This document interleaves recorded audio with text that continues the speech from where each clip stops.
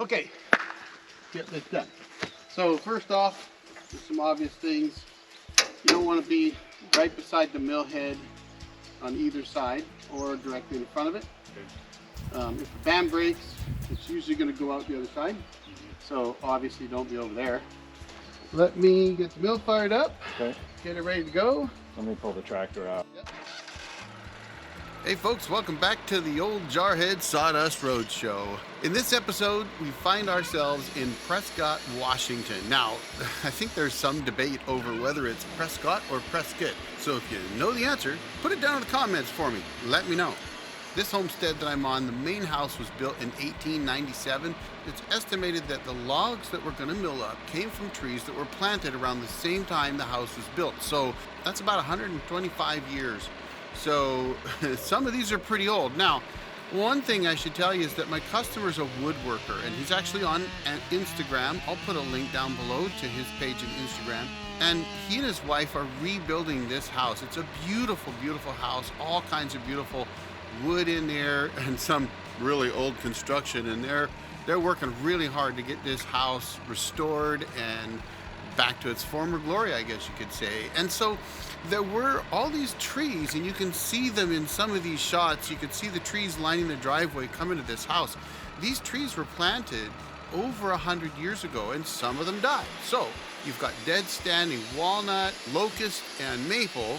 So why not take them down and turn them into something? And since he has a woodworker's bandsaw, a pretty good sized one too, he really doesn't need the lumber from all of these logs milled into very specific widths or thicknesses. He had certain dimensions in mind that he wanted, but because he can resaw everything, he wanted it essentially broken down into manageable pieces that he could put on his bandsaw and then break them down even further. And so what you're going to see on this job is quite a bit different than what I normally do. First of all, not a lot of big logs here. Well, but stick around, because a couple videos down the way here, we're going to mill a big monster up. But in this video, today's video, and the subsequent videos that you're going to see here coming up, what we're milling is a lot of the branch stock and smaller portions of the trees that came down. And we're really just breaking them down so that he can get them dried further. And let me tell you, some of this stuff was really, really dry. But we were going to break it all down, get it ready for him to dry, and then he could put it on his bandsaw and break it down even further to the finished dimension that he wants prior to planing. Now, he's got maple, beautiful maple, and you're going to see in some upcoming videos some pretty amazing, beautiful grains in this wood. It's really awesome. And he's got some absolutely gorgeous black walnut. You're going to see some of that today. And of course, black locust. And I have to tell you, the black locust, some of it was so dry, oh my gosh, it was eating up bands, it was crazy. So we're gonna get to it here, but one of the things I wanna point out is when you're milling chunks of logs, really what these are, branches, that kind of stuff, and you're milling them down, breaking them down the way we are, they're a real challenge to work with on the deck, and you're going to see that in today's video. So you're going to see me breaking the chainsaw out and knocking off the nubs and things like that. You're going to see some logs that are really bent and how I deal with them, and I'll talk about it a little bit as we go. So stick around, let's get to it. Let's get this next log milled up.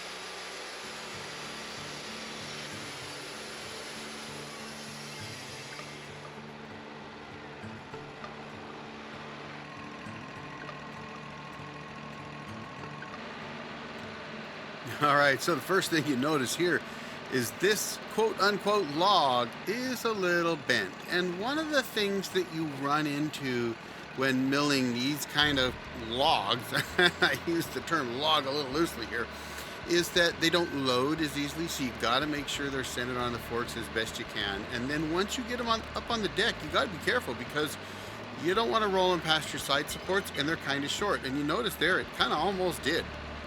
So you get it up on the deck, and then you got to break out that Logrite Sawmill Special Kent hook. And folks, if you haven't checked out Logrite, I'm not sponsored by Logrite. They haven't given me anything. Don't get the wrong impression here.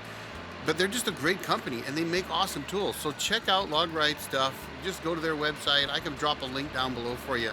those cant hooks, I gave one away when I hit 1,000 customers, so who knows, maybe they'll give me another one to give away. But I'll tell you, those little short cant hooks, they're awesome. I've had mine since about 11 or 12. It's been a long time. And it just takes a beating and keeps on ticking. So anyway, we get this log up, we get it rolled up into position, and the first thing I'm gonna do is I'm gonna cut some cookies. Now, these aren't the kind of cookies that you're thinking of.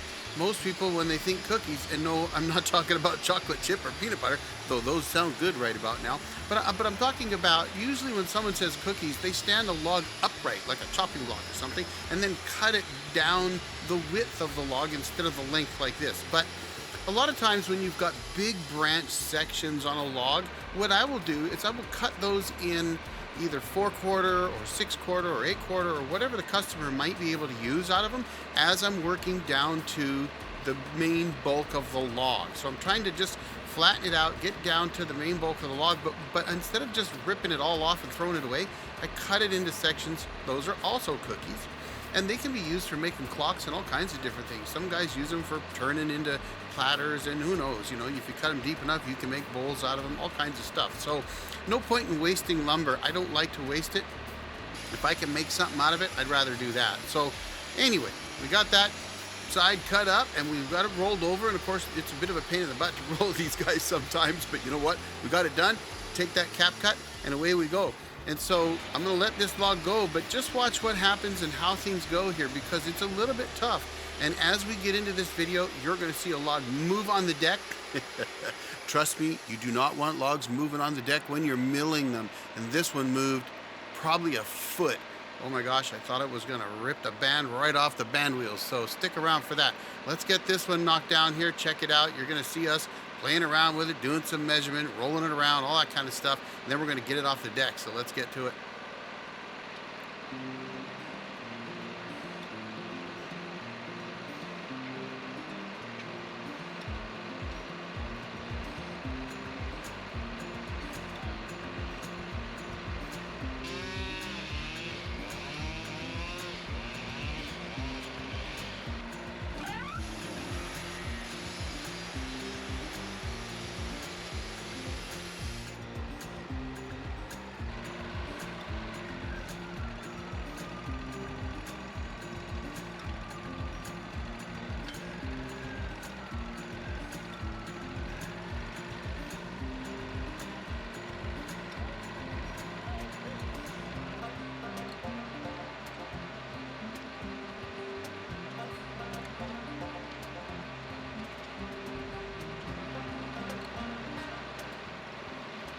All right, we're getting into what I call crazy territory here. Look at that log.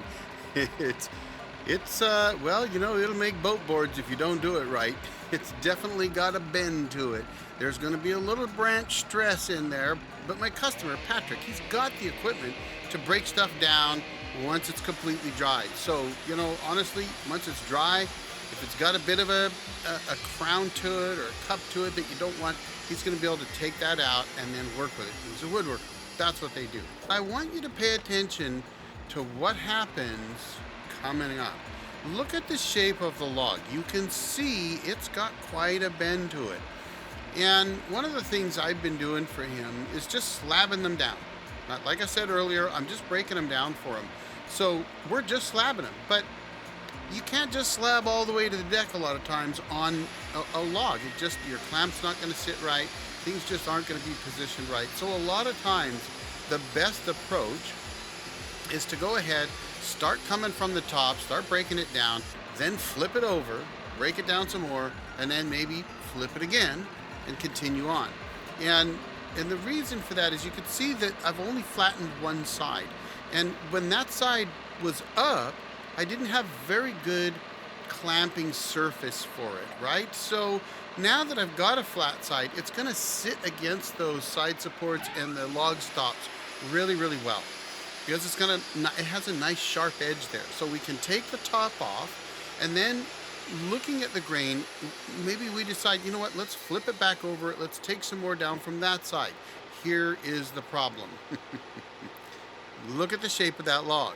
You've got a bit of a crescent moon going on there. One of the challenges with milling logs like this is that you've got to have them clamped well.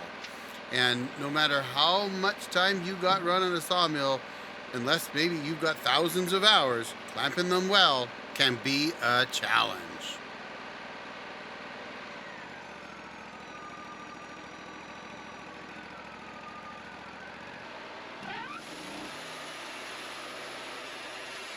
Oh, look at that. Isn't that crazy? I thought I had it clamped down well enough and I wasn't paying attention. I didn't realize that where my clamp was, it would just create a little seesaw out of that log. So I had to kind of reposition things. But consider that now, watch the log. You see that movement? See it again? I stop. I'm like, okay, settle down. And then I start going again. It moves again, but I'm watching it. I'm going slow. I got away with it, folks, but you don't always get away with that. I have had logs twist on me on the deck because they moved too quickly, ran into the side supports that were lowered and popped up, and off comes the band, and you got a bit of a, well, you got a bit of excitement right there. All right, excitement's over. We got it dealt with. I didn't lose any fingers, didn't damage the mill. The band was still good. We're gonna get this one milled up so we can get the next log up on the deck.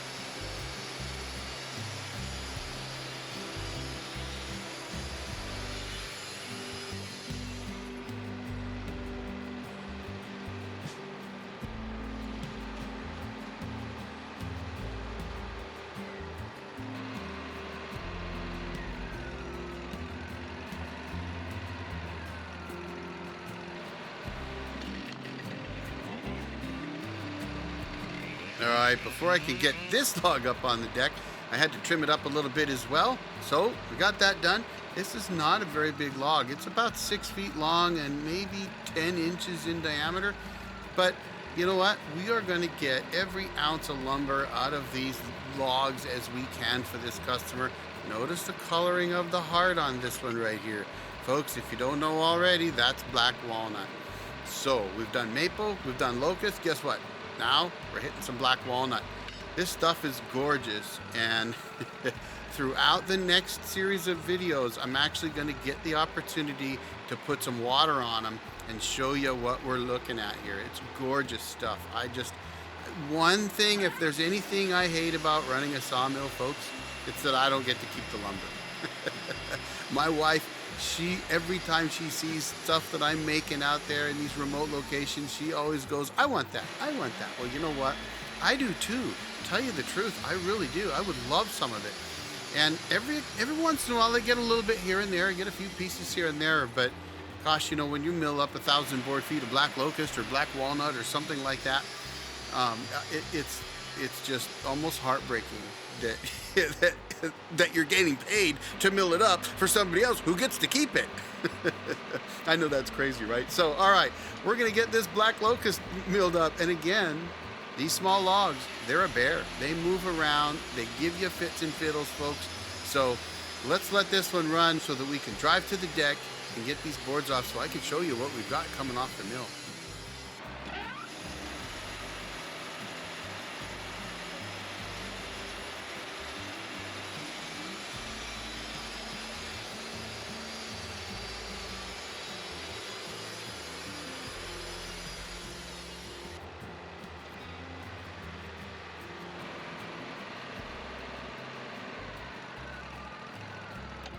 All right, that last piece is coming off the mill. Now, there's no water on these, folks.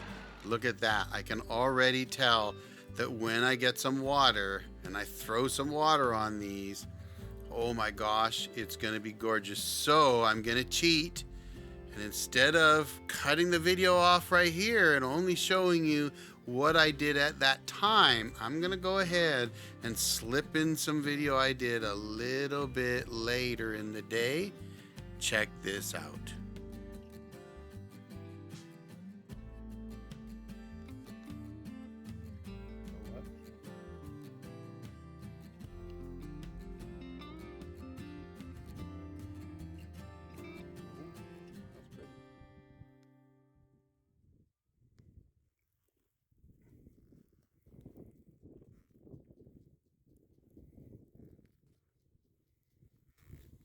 It's amazing. You can't see it until you put some water on it.